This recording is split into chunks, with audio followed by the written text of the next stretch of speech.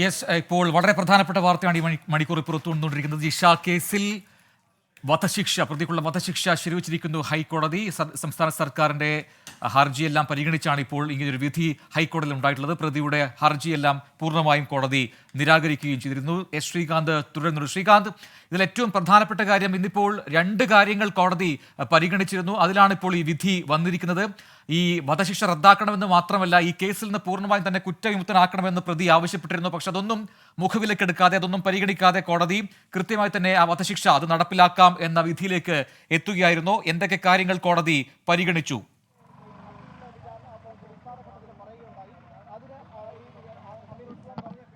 ഈ പെരുമ്പാവൂർ ജിഷ വധക്കേസുമായി ബന്ധപ്പെട്ട് വിചാരണ കോടതി വിധിച്ച വധശിക്ഷയ്ക്കെതിരെ പ്രതി അമീറുൽ ഇസ്ലാം നൽകിയ അപ്പീൽ ഇപ്പോൾ ഹൈക്കോടതി തള്ളിയിരിക്കുന്നു എന്നുള്ളതാണ് ഏറ്റവും പ്രധാനപ്പെട്ട കാര്യം. പ്രതിയുടെ വധശിക്ഷ നടപ്പാക്കാൻ അനുവദിക്കണം എന്ന സർക്കാരിന്റെ ആവശ്യം അനുവദിച്ചു നൽകിയിരിക്കുന്നു.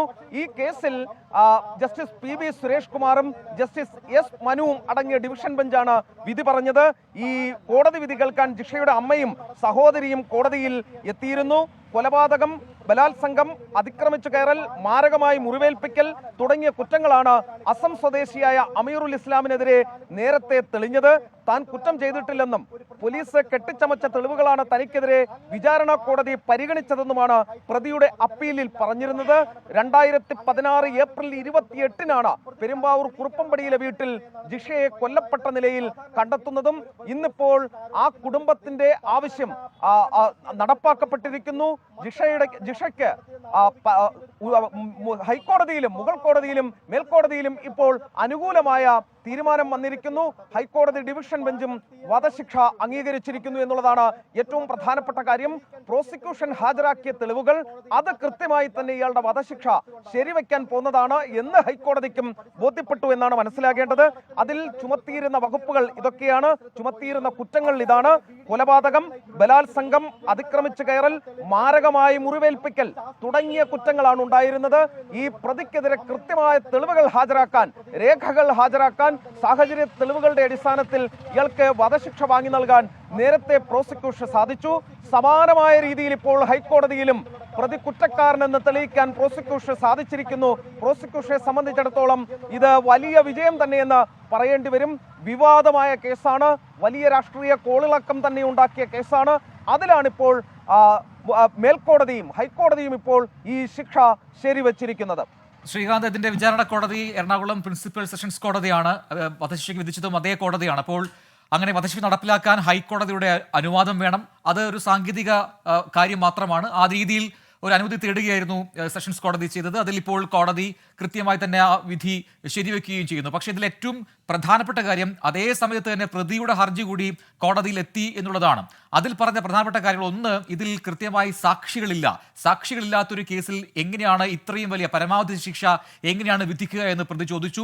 അത് കോടതി തള്ളുന്നു, നിരാകരിക്കുന്നു. ഒപ്പം തന്നെ വധശിക്ഷ മാത്രമല്ല, ഈ കേസിൽ നിന്ന് തന്നെ പൂർണ്ണമായും തന്നെ മുക്തനാക്കണമെന്ന് പ്രതി ആവശ്യപ്പെടുന്നു. ഈ രണ്ട് കാര്യങ്ങളും ഒരേ രീതിയിൽ തന്നെ തള്ളിക്കൊണ്ടാണ് ഹൈക്കോടതി നേരത്തെ കീഴ്ക്കോടതി എടുത്ത വിധി അത് ശരിവെച്ചുകൊണ്ടുള്ള നിലപാടിലേക്ക് വന്നതും. അപ്പോൾ അത് വളരെ പ്രധാനപ്പെട്ടതാണ്. കൃത്യമായ സന്ദേശം നൽകുന്ന വിധി എന്ന് പറയാമല്ലോ, അല്ലേ?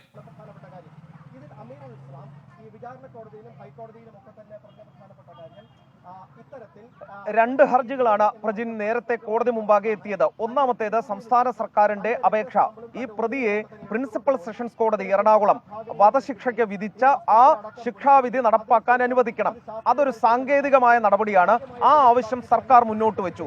പക്ഷേ പ്രതി തന്റെ മേലുള്ള ശിക്ഷ അത് റദ്ദാക്കണമെന്നും തന്നെ കുറ്റവിമുക്തനാക്കണമെന്നുള്ളതുമായിരുന്നു പ്രതിയുടെ ആവശ്യം. അതിന് പ്രതി ചൂണ്ടിക്കാണിച്ച കാര്യം, ഈ സാക്ഷിമൊഴികളുടെ അടിസ്ഥാനത്തിൽ മാത്രമാണ് തനിക്ക് ശിക്ഷ വിധിച്ചിരിക്കുന്നത്. ഈ സാക്ഷികളെ ഒന്നാകെ പോലീസ് കെട്ടിച്ചമച്ചതാണ് എന്നാണ് അയാൾ പറഞ്ഞത്. പക്ഷേ ആ ഒരു ആക്ഷേപം അല്ലെങ്കിൽ ആ ഒരു ആരോപണം ശരിയല്ല എന്ന് വേണം മനസ്സിലാക്കേണ്ടത്.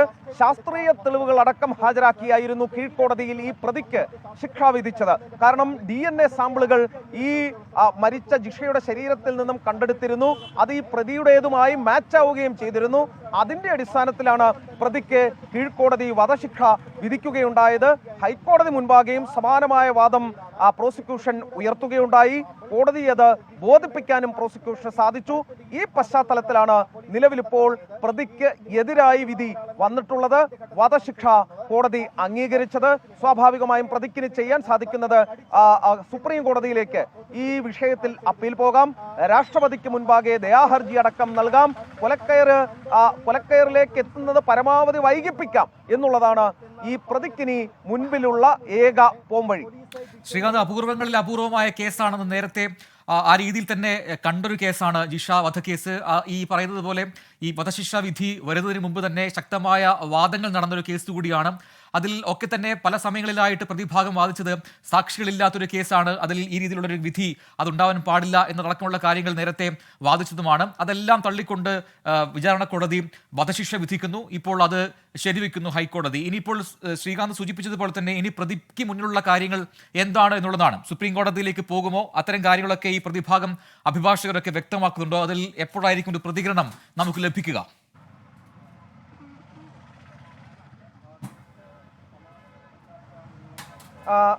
പ്രജൻ, സ്വാഭാവികമായും ഈ വിധിപ്പകർപ്പ് പുറത്തു വരേണ്ടതുണ്ട്. ഏതൊക്കെ കാരണങ്ങൾ ചൂണ്ടിക്കാട്ടിയാണ് ഈ പ്രതിയുടെ അപേക്ഷ തള്ളുകയും സംസ്ഥാന സർക്കാരിന്റെ അപേക്ഷ അത് സ്വീകരിക്കുകയും ചെയ്തത് എന്നുള്ളത് വിധിപ്പകർപ്പ് പുറത്തു വരുമ്പോൾ മാത്രമേ മനസ്സിലാവുകയുള്ളൂ. അതിന്റെ അടിസ്ഥാനത്തിലായിരിക്കും തുടർ നടപടികൾ. നിലവിൽ ഹൈക്കോടതിയിൽ ഈ പ്രതിക്ക് വേണ്ടി ഹാജരായത് ഹൈക്കോടതിയിലെ തന്നെ മുതിർന്ന അഭിഭാഷകരിൽ ഒരാളാണ്. സ്വാഭാവികമായും അവർ ഒരു പക്ഷേ പ്രതിയുടെ ആവശ്യപ്രകാരം അപ്പീൽ പോകാനുള്ള സാധ്യത ഉണ്ട്. നിലവിലിപ്പോൾ അത്തരം കാര്യങ്ങളൊന്നും തന്നെ അതിലൊന്നും തന്നെ പ്രതികരണം വന്നിട്ടില്ല. വിധി എത്തിയിട്ടേ ഉള്ളൂ. വിധിപ്പകർപ്പ് വായിക്കണം, വിധിപ്പകർപ്പ് പഠിക്കണം. അതിനുശേഷമായിരിക്കും അത്തരം കാര്യങ്ങളിലൊക്കെ ഒരു പക്ഷേ തീരുമാനമുണ്ടാകുന്നത്. അത് വൈകാതെ തന്നെ ഉണ്ടാകും എന്ന് ഈ ഘട്ടത്തിൽ നമുക്ക് ഉറപ്പിച്ച് പറയാൻ സാധിക്കില്ല. കാരണം ഈ പ്രതി അസം സ്വദേശിയാണ്.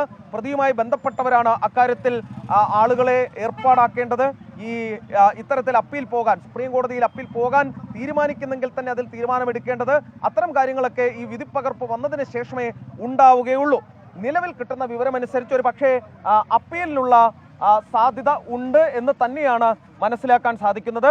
അത് നേരത്തെ തന്നെ അഭിഭാഷകർ പറയുകയും ചെയ്തിരുന്നു.